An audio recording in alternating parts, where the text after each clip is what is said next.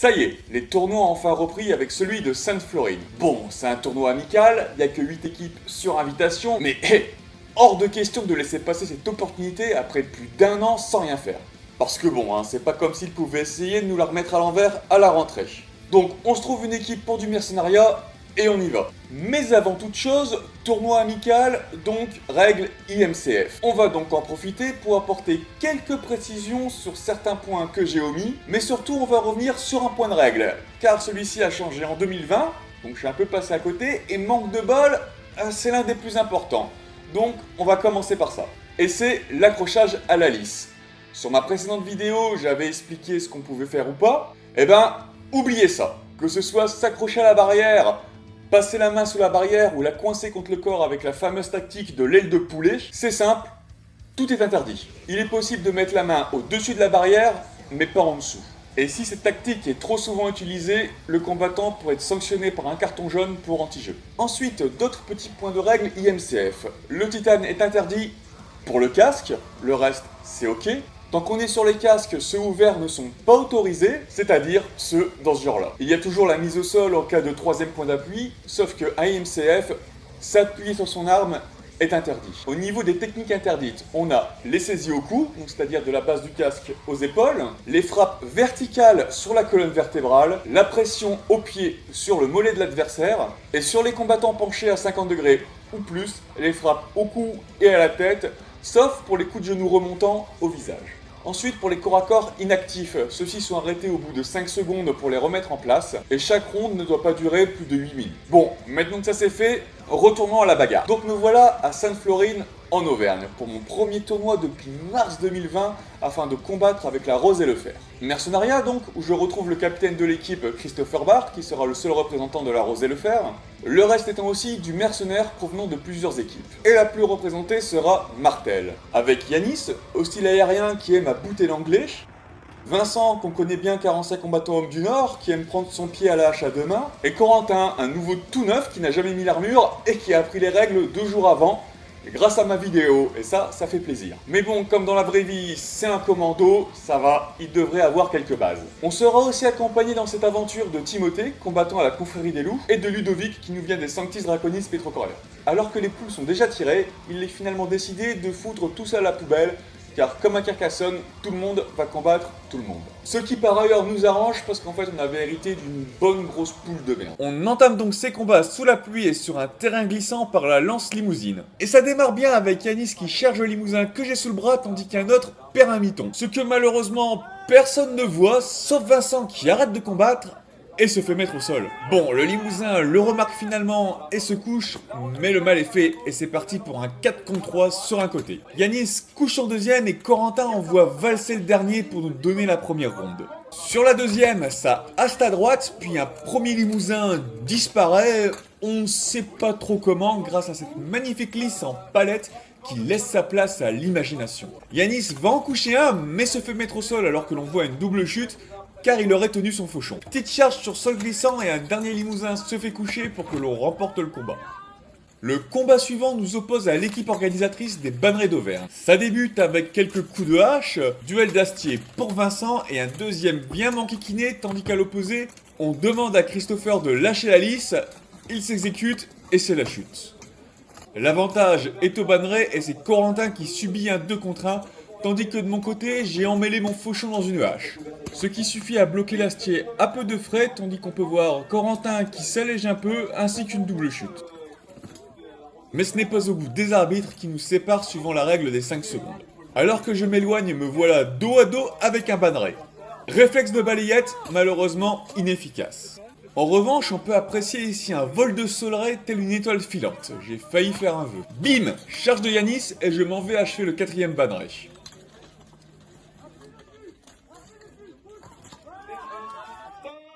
Deuxième ronde, et ça tient la ligne avant que les combats ne se forment. Ça tape bien sur le côté droit de la lisse, Vincent déboîte un cul mais se fait bloquer.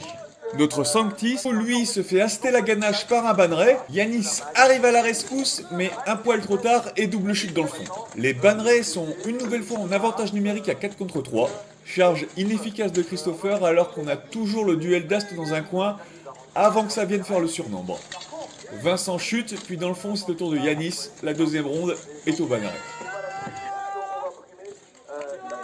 On part donc pour une troisième afin de savoir qui remportera ce combat serré, et ça démarre mal avec une première chute. De beaux coups sont échangés, on me haste la fif, et on peut aussi voir une très belle prise à la nuque. Timothée se fait un combo charge-balayette qu'il rate, mais un banneret sympa lui montre comment faire derrière. Encore un 4 contre 3 et Yanis subit alors qu'un banneret m'échappe des mains. Bon, là on pense que je suis perdu, que je ne sais pas trop quoi faire, où aller, mais en fait non, j'essaye de feinter l'adversaire. Et Dieu, ça a failli marcher. Bon, plus sérieusement, comme par hasard, on voit que dalle quand je fais une mise au sol. 3 contre 3, je vois que mon copain galère un peu, donc j'en repousse un pour aller le libérer. Les bannerets s'écartent pour respirer un peu, ce qui ouvre les espaces et nous arrange. Car alors qu'on se regarde comme des chiens de faïence, Yanis lance une sévère charge. Bon, on a frôlé l'erreur technique avec l'annulation de force de cette prise en sandwich, mais on finit par remporter le combat. Troisième combat contre la toute jeune équipe de la Garde du Roussillon, qui faisait sa première apparition en tournoi. Bon, je vous arrête tout de suite, il n'y avait pas de gros espagnols chauves en face. Un premier roussillonnais se fait coucher et Yanis tente une charge, mais le terrain en a décidé autrement. Pendant ce temps, je m'en vais tordre la tête d'un type.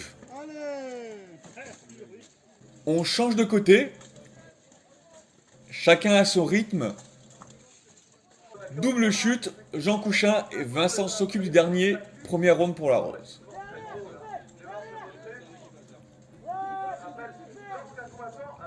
Sur la suivante, la garde se montre tout de même entreprenante, mais nous prenons l'avantage grâce à Yanis.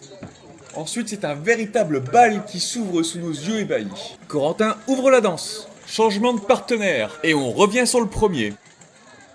Ah, c'est beau, mais ça se termine tout de même en double chute.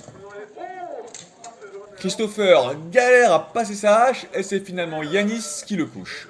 Troisième victoire. Pour le combat contre Corvus, ceci n'étant plus que 4, Yanis se met en retrait. Vincent s'embarque avec un des astiers adverses, première double chute.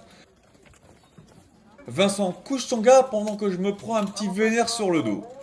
Petit cafouillage des arbitres suite à la chute de Corentin, puis ça reprend avec Yanis qui finit par mettre au sol son adversaire. C'est au tour de Vincent de rester en retrait cette fois. Ça se chicane sur un côté, première double chute avec Corentin qui en rajoute un avant de se faire charger par l'astier. Yanis suit et bordel on se remet ça. Et c'est sur ce tampon que l'on remporte le combat. On attaque les gros morceaux avec Pardus Bellator, qui aligne des astiers redoutables car en plus des réguliers, ils sont renforcés par Julien Roumeau de Carcassonne. Il faudra donc bien s'en méfier, mais en attendant, je me fais coincer la jambe comme la dernière des baltringues. Et je reste bloqué comme un con. Regardez-moi ce travail et tiraillé entre l'envie de s'accrocher et le respect des règles. Je suis sûr que si on pouvait voir sous le casque, je dois tirer la même tête qu'un chat qui chie dans sa caisse. Pendant ce temps, double chute, Yanis se fait mettre au sol et Pardus remporte la ronde. Deuxième ronde et ça va pas aller en s'arrangeant avec la chute rapide de Timothée, qui sera suivie derrière de Ludovic et de Corentin. Nous voilà plus que 2 contre 5 avant que l'on bondisse sur Yanis pour cette défaite express. Ça va pas aller mieux car c'est au tour de l'alliance Argroise-Doux Faucon Noir. Et ils prennent rapidement l'avantage grâce à Blondeau qui couche Ludovic avant d'aller voir Vincent en soum soum pendant que je valse sa tête. Encore une double chute et me voilà rendu à mon simple rôle de culbuto quand Vincent vient avec son camarade s'échouer sur moi. La ronde aux adversaires. On attaque cette deuxième ronde avec des faucons bretons, que je vais appeler les mouettes, tiens, pour plus de facilité, qui prennent bien l'espace. Les combats sont divisés sur 2 côtés de la lisse avec pas mal de mouvements à droite. Dans le fond, on assiste à la première double chute, puis c'est au tour de Ludovic de tomber. Mon breton s'échappe et voilà la poursuite nulle. Intervention et je chute en embarquant un gant alors qu'au même moment, Yanis fout une mouette au sol en la percutant avec une autre mouette. Il reste donc un 2 contre 1, Yanis s'est fait pousser dans le tas, mais il est encore dans le jeu. Ah non. Il ne nous reste plus qu'un combat contre Taillefer, renforcé aussi d'un martel et d'un renfort limousin, son équipe ayant fait forfait. Et c'est d'ailleurs le martel que je me coltine, tandis que Yanis charge, mais le Taillefer se rattrape, ce qui n'est pas le cas à l'opposé, où on peut voir la première chute. Double chute de Vincent, puis encore une.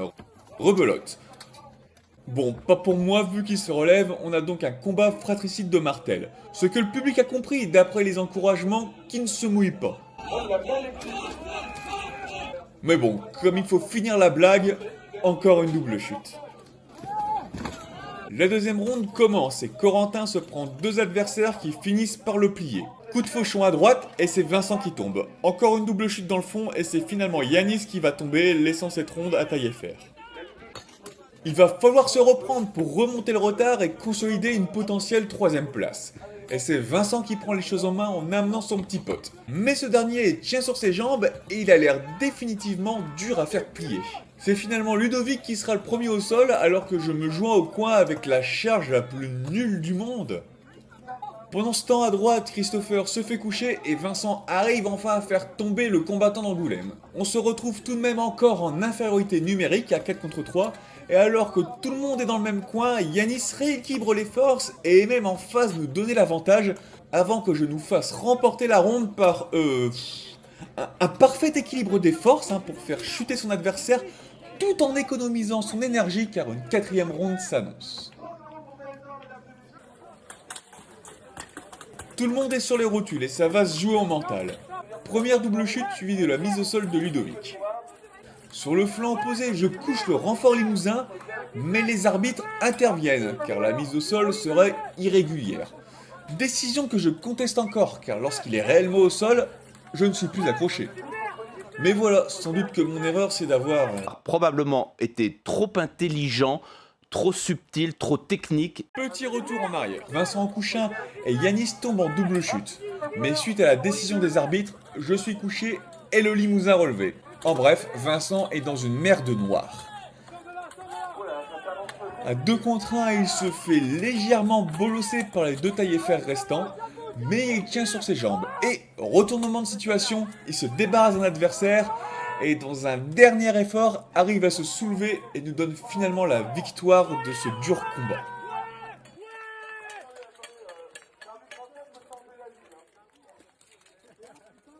Résultat plutôt satisfaisant car au final on se retrouve avec une bonne troisième place. Perso, pour une reprise, je m'attendais à pire, car l'armure entre ce moment-là et septembre, j'ai dû la porter qu'une fois.